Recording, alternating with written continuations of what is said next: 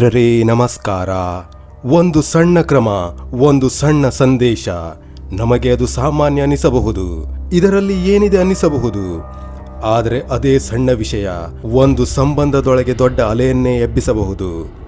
ನಾವು ಬಹಳ ಬಾರಿ ಯೋಚಿಸುವುದೇ ಇಲ್ಲ, ನಮ್ಮ ಮಾತು, ನಮ್ಮ ಪ್ರತಿಕ್ರಿಯೆ ಇನ್ನೊಬ್ಬರ ಮನಸ್ಸಿನಲ್ಲಿ ಹೇಗೆ ಪ್ರತಿಫಲಿಸುತ್ತದೆ ಎಂದು. ಸಂಬಂಧಗಳಲ್ಲಿ ದೊಡ್ಡ ಸಮಸ್ಯೆಗಳು ಯಾವಾಗಲೂ ದೊಡ್ಡ ಕಾರಣಗಳಿಂದಲೇ ಬರುವುದಿಲ್ಲ. ಹೆಚ್ಚು ಸಮಯ ಸಣ್ಣ ವಿಷಯಗಳಿಂದಲೇ ಆರಂಭವಾಗುತ್ತದೆ. ಉದಾಹರಣೆಗೆ, ಒಂದು ಸಂದರ್ಭವನ್ನು ಮನಸ್ಸಿನಲ್ಲಿ ಚಿತ್ರಿಸಿಕೊಳ್ಳಿ. ಒಬ್ಬ ಗಂಡ ತನ್ನ ಹೆಂಡತಿಯ ಫೋಟೋವನ್ನು ನೋಡುತ್ತಾನೆ. ಆ ಫೋಟೋ ಅವಳ ತಂಗಿಯ ಮೊಬೈಲ್ ಸ್ಟೇಟಸ್ನಲ್ಲಿ ಇರುತ್ತದೆ. ಅವನಿಗೆ ಆ ಕ್ಷಣದಲ್ಲಿ ಸಂತೋಷವಾಗುತ್ತದೆ. ತನ್ನ ಹೆಂಡತಿ ಎಷ್ಟು ಚೆನ್ನಾಗಿ ಕಾಣುತ್ತಿದ್ದಾಳೆ ಅನ್ನೋ ಭಾವನೆ ಬರುತ್ತದೆ. ಆ ಸಂತೋಷದಲ್ಲಿ ಅವನು ಒಂದು ಪ್ರೀತಿಯನ್ನು ಸೂಚಿಸುವ ಪ್ರತಿಕ್ರಿಯೆಯನ್ನು ಕಳುಹಿಸುತ್ತಾನೆ. ಅವನ ಮನಸ್ಸಿನಲ್ಲಿ ಯಾವುದೇ ತಪ್ಪು ಉದ್ದೇಶ ಇರುವುದಿಲ್ಲ, ಅವನಿಗೆ ಅದು ಸಹಜ. ಆದರೆ ಅದೇ ವಿಷಯವನ್ನು ಹೆಂಡತಿ ನೋಡಿದಾಗ ಅವಳ ಮನಸ್ಸಿನಲ್ಲಿ ಬೇರೆ ರೀತಿಯ ಅರ್ಥ ಹುಟ್ಟುತ್ತದೆ. ಅಲ್ಲಿಂದಲೇ ಸಮಸ್ಯೆ ಆರಂಭವಾಗುತ್ತದೆ. ಸಮಸ್ಯೆ ಏಕೆ ಶುರುವಾಗುತ್ತದೆ? ಇಲ್ಲಿ ಮುಖ್ಯವಾದ ವಿಷಯ ಒಂದಿದೆ: ಪರಿಸ್ಥಿತಿ ಮತ್ತು ಗ್ರಹಿಕೆ. ಗಂಡನ ದೃಷ್ಟಿಯಲ್ಲಿ ಇದು ನನ್ನ ಹೆಂಡತಿಯ ಚಿತ್ರ, ನಾನು ಸಂತೋಷದಿಂದ ಪ್ರತಿಕ್ರಿಯೆ ಕೊಟ್ಟೆ. ಹೆಂಡತಿಯ ದೃಷ್ಟಿಯಲ್ಲಿ ನನ್ನ ತಂಗಿಯ ಬಳಿ ಈ ರೀತಿ ವರ್ತನೆ ಯಾಕೆ? ಇಲ್ಲಿ ತಪ್ಪು ಯಾರು ಅನ್ನೋದು ಮುಖ್ಯವಲ್ಲ. ಇಲ್ಲಿ ಮುಖ್ಯವಾದದ್ದು ಇಬ್ಬರು ಒಂದೇ ವಿಷಯವನ್ನು ವಿಭಿನ್ನವಾಗಿ ಅರ್ಥ ಮಾಡಿಕೊಂಡಿದ್ದಾರೆ. ಅದೇ ಮಿಸ್ಅಂಡರ್ಸ್ಟ್ಯಾಂಡಿಂಗ್ಗೆ ಕಾರಣವಾಗುತ್ತದೆ. ಮಿತಿ. ಪ್ರತಿ ಸಂಬಂಧಕ್ಕೂ ತನ್ನದೇ ಆದ ಮಿತಿಗಳು ಇರುತ್ತವೆ. ಇವು ಬರಹದಲ್ಲಿ ಇರುವ ನಿಯಮಗಳು ಅಲ್ಲ, ಆದರೆ ಅವು ಅನುಭವದಿಂದ, ಗೌರವದಿಂದ ರೂಪುಗೊಂಡ ಮಿತಿಗಳು. ಹೆಂಡತಿಯ ಕುಟುಂಬದವರ ಜೊತೆ ಸ್ವಲ್ಪ ಹೆಚ್ಚು ಎಚ್ಚರಿಕೆಯಿಂದ ವರ್ತಿಸಬೇಕು ಅನ್ನೋ ನಿರೀಕ್ಷೆ ಇರುತ್ತದೆ. ಆ ಮಿತಿಗಳನ್ನು ನಾವು ಗಮನಿಸದೇ ಹೋದಾಗ ಇನ್ನೊಬ್ಬರಿಗೆ ಅಸೌಕರ್ಯವಾಗಬಹುದು. ಗೌರವದ ಮಹತ್ವ. ಸಂಬಂಧದಲ್ಲಿ ಪ್ರೀತಿ ಮಾತ್ರ ಸಾಕಾಗುವುದಿಲ್ಲ, ಗೌರವವೂ ಅಷ್ಟೇ ಮುಖ್ಯ. ಪ್ರೀತಿ ಇದ್ದರೂ ಗೌರವ ಕಡಿಮೆಯಾದರೆ ಸಂಬಂಧ ನಿಧಾನವಾಗಿ ದುರ್ಬಲವಾಗುತ್ತದೆ. ಒಂದು ಸಣ್ಣ ಪ್ರತಿಕ್ರಿಯೆ ಕೂಡ ನನ್ನನ್ನು ಸರಿಯಾಗಿ ಗೌರವಿಸುತ್ತಿಲ್ಲ ಅನ್ನೋ ಭಾವನೆ ತರಬಹುದು. ಭಾವನಾತ್ಮಕ ಪ್ರೇರಣೆ. ಮಾನವನ ಮನಸ್ಸು ಹೇಗೆ ಕೆಲಸ ಮಾಡುತ್ತದೆ? ಯಾರಾದರೂ ತಮ್ಮ ಮಿತಿಯನ್ನು ಮೀರಿ ವರ್ತಿಸಿದರೆ ನಮ್ಮ ಮನಸ್ಸು ತಕ್ಷಣ ರಕ್ಷಣಾ ಸ್ಥಿತಿಗೆ ಹೋಗುತ್ತದೆ. ಇದು ಜಗಳ ಮಾಡುವುದಕ್ಕೇ ಅಲ್ಲ, ಇದು ನಮ್ಮ ಭಾವನೆಗಳನ್ನು ಕಾಪಾಡಿಕೊಳ್ಳುವ ಒಂದು ಸ್ವಾಭಾವಿಕ ಕ್ರಮ. ಪ್ರತಿಕ್ರಿಯೆ ವರ್ತನೆ. ಹೆಂಡತಿ ಈ ವಿಷಯಕ್ಕೆ ನೇರವಾಗಿ ಮಾತನಾಡುವುದಿಲ್ಲ, ಆದರೆ ಅವಳೊಳಗಿನ ನೋವು ಇನ್ನೊಂದು ರೀತಿಯಲ್ಲಿ ಹೊರಬರುತ್ತದೆ.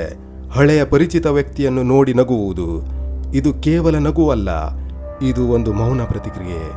ನೀನು ಮಾಡಿದಾಗ ನನಗೆ ಹೇಗೆ ಅನಿಸಿತೋ ಈಗೋ ನೀನು ಕೂಡ ಅದನ್ನು ಅನುಭವಿಸು ಅನ್ನೋ ಭಾವನೆ. ಮನಃಶಾಸ್ತ್ರೀಯ ವಿವರಣೆ. ಮನಃಶಾಸ್ತ್ರದಲ್ಲಿ ಇದನ್ನು ಪ್ರತಿಬಿಂಬಿತ ಪ್ರತಿಕ್ರಿಯೆ ಎಂದು ಕರೆಯುತ್ತಾರೆ. ನಮಗೆ ನೋವು ಆದಾಗ ಅದೇ ನೋವನ್ನು ಇನ್ನೊಬ್ಬರಿಗೆ ತೋರಿಸಬೇಕು ಅನ್ನೋ ಒಲವು ಬರುತ್ತದೆ. ಇದು ಅನೇಕ ಬಾರಿ ಅರಿವಿಲ್ಲದೆ ನಡೆಯುತ್ತದೆ. ಅಹಂಕಾರದ ಪ್ರವೇಶ. ಇಲ್ಲಿ ನಿಧಾನವಾಗಿ ಅಹಂಕಾರ ಪ್ರವೇಶ ಮಾಡುತ್ತದೆ. ಗಂಡ ಯೋಚಿಸುತ್ತಾನೆ, ಅವಳು ಯಾಕೆ ಹೀಗೆ ಮಾಡುತ್ತಿದ್ದಾಳೆ? ಹೆಂಡತಿ ಯೋಚಿಸುತ್ತಾಳೆ, ನಾನು ಮಾಡಿದರೆ ಮಾತ್ರ ತಪ್ಪು. ಇಬ್ಬರು ತಮ್ಮದೇ ಸರಿ ಎಂದು ಭಾವಿಸುತ್ತಾರೆ. ಆದರೆ ಸಂಬಂಧ ನಿಧಾನವಾಗಿ ದೂರವಾಗಲು ಆರಂಭವಾಗುತ್ತದೆ. ಈ ಹಂತದಲ್ಲಿ ದೊಡ್ಡ ಸಮಸ್ಯೆ ಏನು ಗೊತ್ತಾ? ಸಂಭಾಷಣೆ ನಿಲ್ಲುವುದು. ಯಾರು ತಮ್ಮ ಮನದ ಮಾತು ಹೇಳುವುದಿಲ್ಲ. ಮೌನ, ದೂರ, ಅಂತರ ಇವುಗಳು ನಿಧಾನವಾಗಿ ಸಂಬಂಧವನ್ನು ಕುಂದಿಸುತ್ತವೆ. ಈ ಸಣ್ಣ ಘಟನೆ ನಂಬಿಕೆಗೆ ಬಿರುಕು ತರಬಹುದು. ಸಂದೇಹಗಳು ಹುಟ್ಟುತ್ತವೆ.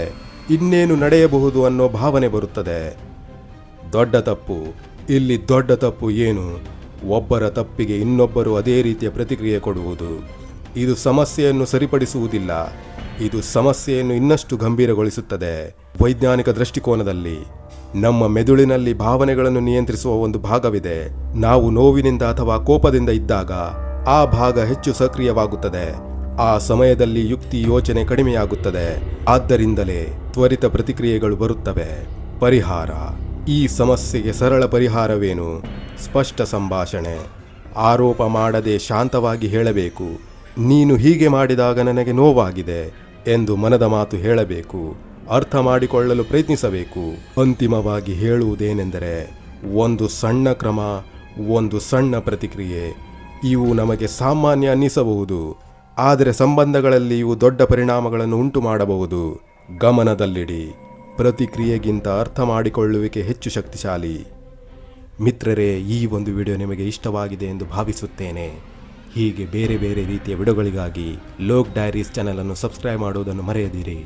ಮುಂದಿನ ವಿಡಿಯೋದಲ್ಲಿ ಮತ್ತೆ ಭೇಟಿಯಾಗುತ್ತೇನೆ. ಅಲ್ಲಿಯವರೆಗೆ ಧನ್ಯವಾದಗಳು ತಮಗೆಲ್ಲರಿಗೂ.